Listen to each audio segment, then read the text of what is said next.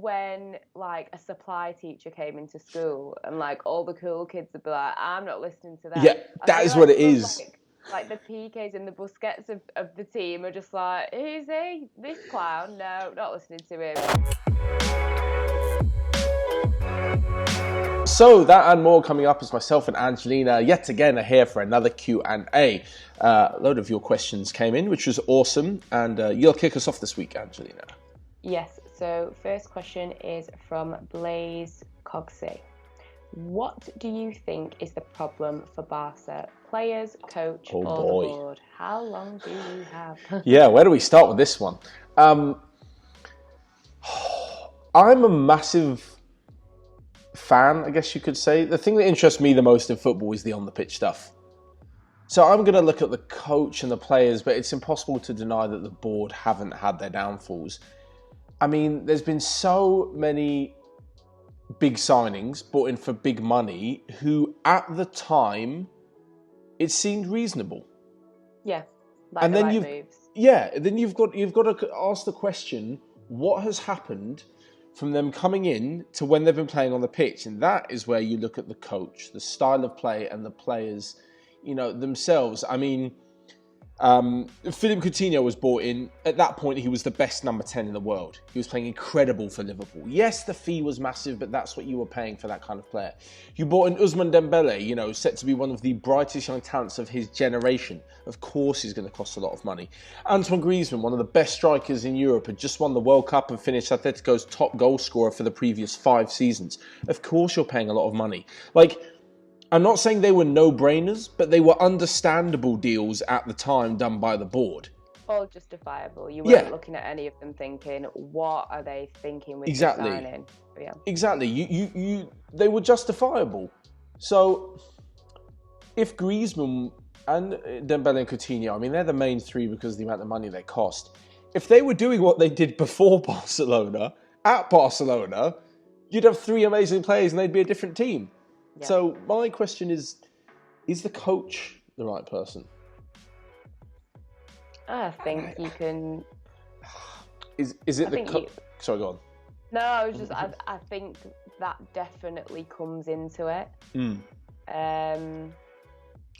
I guess the coach is at fault to an extent, but then it's like you have to look at... I always think that Barcelona dressing room, in some ways I'm kind of looking forward to them maybe having a clear out, because I feel like there's a few old heads in there that, when like a supply teacher came into school and like all the cool kids would be like, I'm not listening to that. Yeah, that is what it is. Like the PKs and the Busquets of the team are just like, who's he? This clown? No, not listening to him. Just do what we want. But I think that's the issue. I think the players like... So you said it there, Busquets, PK, Messi, this kind of Sergio Roberto as well. This core of Barcelona players have been so used to playing a Barcelona way for such a majority of their careers that when someone like Valverde or Setien, someone new comes in and says, hey, we're going to try this new way of playing. They're almost like, firstly, they're like, no, because we know what we're doing. And secondly, it's like, whatever you tell us, I'm just going to play the natural way that I've been playing my whole career anyway. Yeah. It's like, back in my day, we just played like this and we got the job done and we got the trophy, so we'll continue like this. Thank you very much. Exactly. Yeah. Can you imagine him trying to teach Messi, hey Messi, you got to stop doing what you did to win all these trophies and become the best player in the world. Instead, you've got to, make these smart runs that can help Antoine Griezmann get more of the ball. No.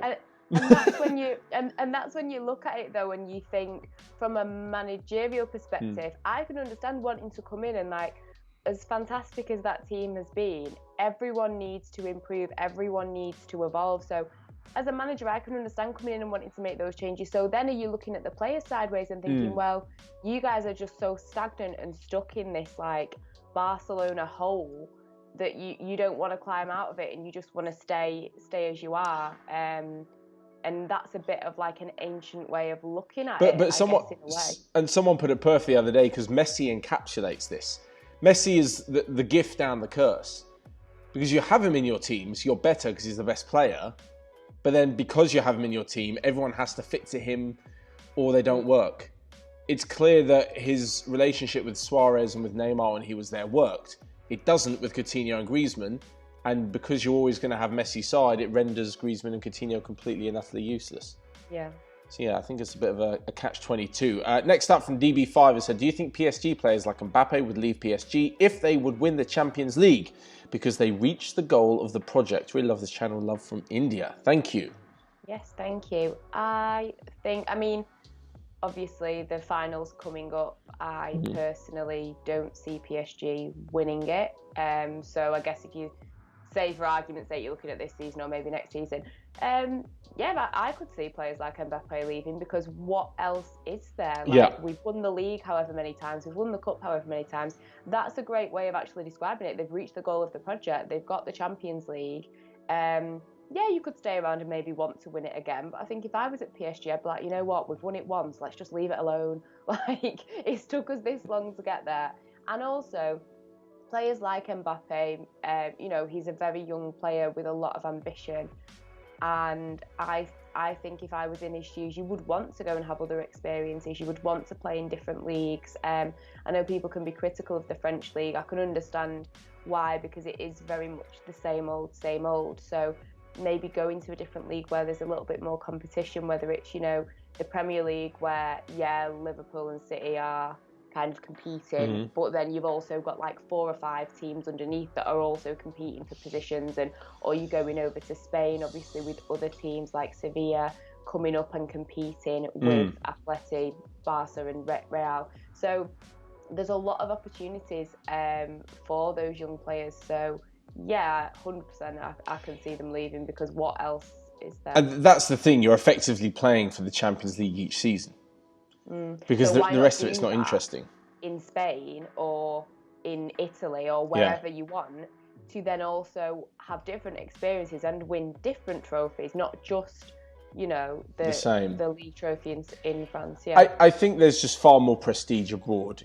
Being PSG's top goal scorer of all time and winning, 6 Liga in a row is nothing compared to being Real Madrid's top goal scorer of all time and winning 6 La Ligas in a row. Agreed. Winning the Champions League with PSG is massive once you've done it once to get that first one. But afterwards, I just think, there's a bit more history and prestige with clubs like Real and Barca and Bayern and Juve and, these teams kind of just, they are the top of the game, even if for the odd season or two, they're not at the top of the game. And that's why I can see Mbappe at Real Madrid for sure. Yeah, same. Okay, so next question is from Leon Amondi. Hey Matt, do you think Pep Guardiola's downfall will come due to overthinking as he displayed in the Lyon game and many others? Will it be his downfall due to overthinking? I mean, yes and no. The evidence is there that yes, he overthinks in these big games and all this kind of stuff. Although once you look past it, and of course you can do this for pretty much any football match ever, you look at the slight nuances of a football game, can't possibly dictate Guardiola's tactics and his overthinking. Sterling missing from 5 yards. Whose fault is that? That is in nobody's tactics. There is no tactic that says we would have won that game if Sterling hadn't missed. Like that's obvious. There's nothing to do with Guardiola. That is an unfortunate thing that happens in football. The game against Tottenham, right? When the last season they got knocked out in the quarterfinals, and remember that offside decision Sterling thought he'd scored in the last minute. How is Guardiola supposed to tactically plan for Aguero's foot being 2/4 of an inch offside? You can't, and I know you can look at the rest of the game and say, oh, this and that, and he panicked and whatever.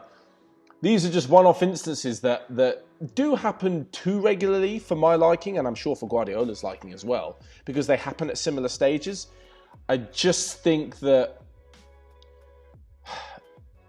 it's in some ways it's a little bit unlucky, because you see what Manchester City do 90% of the time.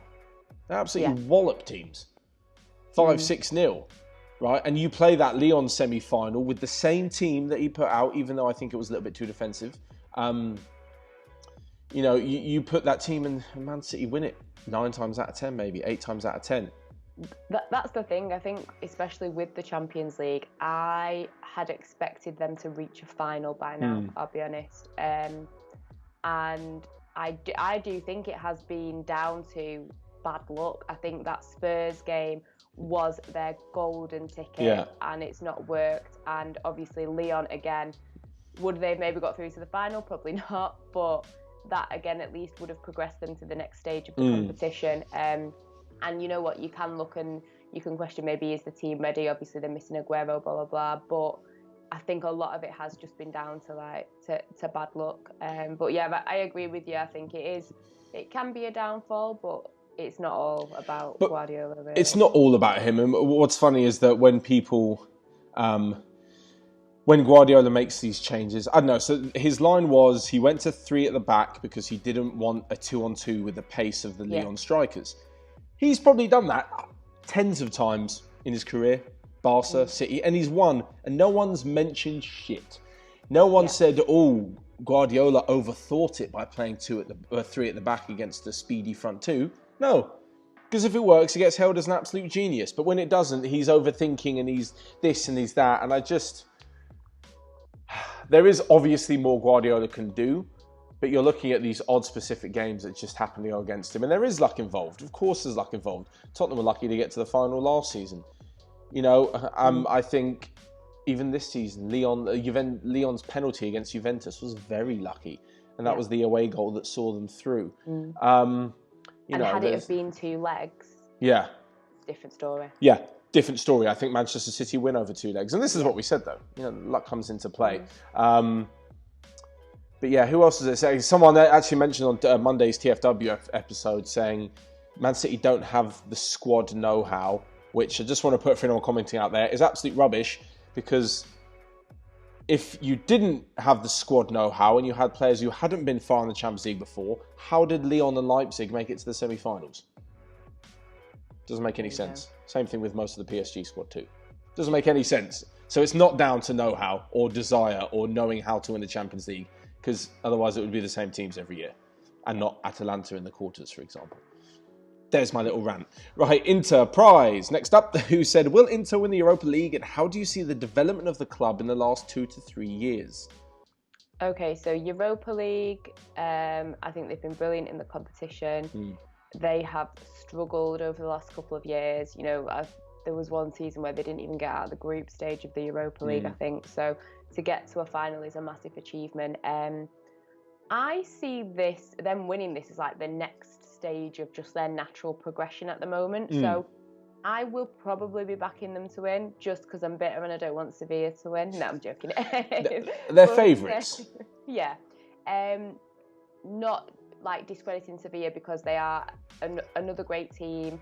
They have proven throughout the tournament that they can go in, get the job done. They will want this trophy. I think it will be a very interesting game to watch. But I just see, when I look at that Inter team, I see more names that kind of excite me, and I think can maybe create more chances and get more goals. I think when you look at Inter Milan the last few years, they, as an Italian club, they represent so much. Like, they are so valuable in their history, the culture, everything. So I think it was a little bit sad to see when they had a little bit of a dip. I mean, I think since Mancini left in 2016, they've had at least 6. I don't even think that's counting the interim managers, but at least 6 new faces. So it's been a lot. That 2016-17 season was, they finished 7th. I think that was the season with the group stage of the Europa. So yeah, I think they've come a long way. I think for me personally, I think they were relying too much on, Icardi, Perisic, older players like Miranda, etc. And in some ways, I would say losing, Icardi and Perisic has actually done wonders for them. I think they've made a lot of smart signings. I think their manager, Conte, you can't, he is, has been absolutely fantastic. You can't take away from him. His experience is phenomenal. Apart from maybe the Champions League, he's pretty much won everything in Italy. So, he's been a great manager. I think at the moment they have got a really good mix of younger players that are coming through. They've still got some of their older, more experienced players that can help, but they've also brought in a good mix as well, like Eriksen, obviously Martinez came in a few seasons ago, Lukaku, Ashley Young, and I think it's a testament to Conte that he's managed to bring out the best in some of these players. I know for me, obviously, watching Ashley Young and Lukaku and Sanchez, I mean, Sanchez is still a little bit, but he's playing better than I ever saw him play at Old Trafford, so props to him for that. I think to bring the best out of Lukaku, it was always a shame how he was looked on pretty poorly because he is such a great talent. So I think it's wonderful to see that he's brought the best out of him. So I think there were still a few maybe like mediocre players. I think a couple of seasons ago they had like old players and mediocre players that were of an age where they should be in the prime and they weren't. Yeah. They weren't delivering. So I think now they've got a really good mix. And it's exciting to see where they go moving forward. I think the Inter are the classic case of a team that can rebuild because of their reputation. Yeah, like you said, going to want to go. Even if they finish 7th in the rubbish Europe, it's into Milan. And that's how they're able to bring in some good players, like you said, like Lautaro Martinez, a few others, and also bring in a top level manager. Which team, right, in other league that finishes 7th and then has a load of managers come in and out and blah blah blah, is able to afford and attract a known league winner like Antonio Conte? Exactly. Like who finished 7th in the Premier League? Was it Wolves, or did they finish 8th? It might have been Wolves. Go with Wolves. Wolves, for example. Wolves next season, can they bring in some top players and bring in, I don't know, let's say Guardiola or Klopp were out of a job? No. There's no way. And there's no way that the top managers, I don't know, take Zinedine Zidane as well, would move to the 7th place in La Liga. So the fact that they're such a big club that they can basically be a sleeping giant and they can lay dormant for however long, and then suddenly one season go, you know what? It's about time we pulled our finger out our arse, pulled in some big signings, brought in one of the best managers, certainly in the league's history, because of the amount of titles he won with Juventus. And then, we'll go from there. And have we, do we need to finish in Champions League and have Champions League football and have Champions League money to be able to afford and attract Lukaku, Eriksen? No, we don't. We're into Milan. Doesn't matter. And I think that's what the big clubs always have going for them.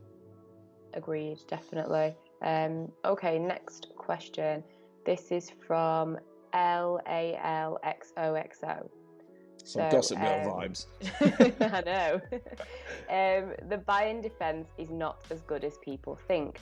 They struggled against Lyon and should have conceded at least 2 if Lyon were more clinical. PSG will have a field day against them. Not saying PSG will win. Hold on, if PSG have a field day and don't win, what on earth has gone on? There's going to be a few people out of a job at PSG. Yeah. If they turn around and say, you know what, they lost, but they had a field day. They had a great time. They played great, but they just lost. I think, when you look at the matches, there certainly was a lot of space in behind because Neuer plays sweeper keeper, and you put 2 and 2 together, you would assume that Kylian Mbappe is going to have a good time sprinting in behind. Having said that, I hate this shoulda, woulda, coulda in football. This, Lyon should have scored 2 if they were more clinical. But they didn't. Exactly. And so when you bring about, they should have blah blah blah. You imagine if Barca's defence wasn't very good and they should have been beaten. Well, why weren't they then?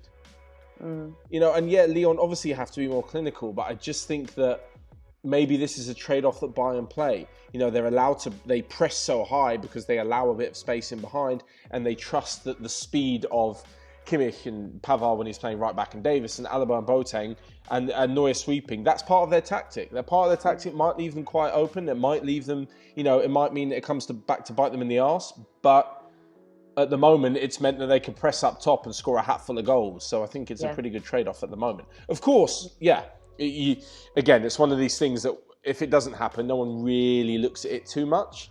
Mm-hmm. But if it does happen and Mbappe exploits them, right, and Neymar with the speed, and they lose 4-0 and, they get through the Bayern defences, everyone's going to say, oh, I saw it coming. I knew it was going to happen. Their stupid high line. Well, their stupid high line and stupid tactics saw them beat Barca 8-2 and dismiss Lyon rather easy with a 3-0 victory. So, yeah, I think it's a bit of give and take. But saying they're not as good as people think, I don't think so. I think they know the risk that they're taking. They're not bad players. I agree. Or a bad defensive unit. Lastly but not least, looks like Marius Hansen, although it's thrown in a few numbers in there. Will these players be a flop or a star for their new club? Okay, flop or star. I love how there's nothing in between. Like, they can't just have, like, a good career. I know, they can't just, like, you know what, they had great moments, maybe moments that they need to improve. No, they're either phenomenal or absolute trash. Yeah, absolute trash. Right, Werner at Chelsea. See, this is one of those where, like, you're expecting him to be an absolute star, and could he end up coming unstuck and being a flop? I don't think so. I think he's a very talented player. I'm very excited to see him in the Premier League. I think the team that Frank Lampard's building is very exciting. So, yeah, I think he's going to be the star of the show, and he's going to have a really good season. Odegaard at Real Madrid. Yeah, I mean, star, I don't necessarily think he's going to be in the starting lineup every single week. So coming on off the bench and the odd starts here and there, I think he will be a star in that world, shall I say. I don't think he's necessarily going to be like player of the year for them. Watching the player of the year now. But yeah, a star in his own capacity. In his own, with his own ceiling. Sane at Bayern. Everything about this says that it should be a star situation. I think if it was any other club, I might be a little bit like, oh, maybe it'll be a bit of a flop because there's so much hype. But I think anybody coming into Bayern at the moment, it's going to be a great. He's a great player to make a great team even better. Exactly. So, and lastly, Jude Bellingham at Dortmund. This is so harsh. He's 17 for Christ's sakes. This is just mean. Like these people, like, what if Jude Bellingham's watching this and we're slagging him off? Do you know what I mean? Like. But I don't understand. What I want to know is, from Marius and everyone in the comment section, let us know, what are you expecting from Bellingham? He doesn't have to be a flop or a star in his first season. Or in his first 3 seasons. He's 17. Exactly. It's I don't think you can really say anything on this one because he is such a young player. Again, he's not necessarily going to be starting every single game.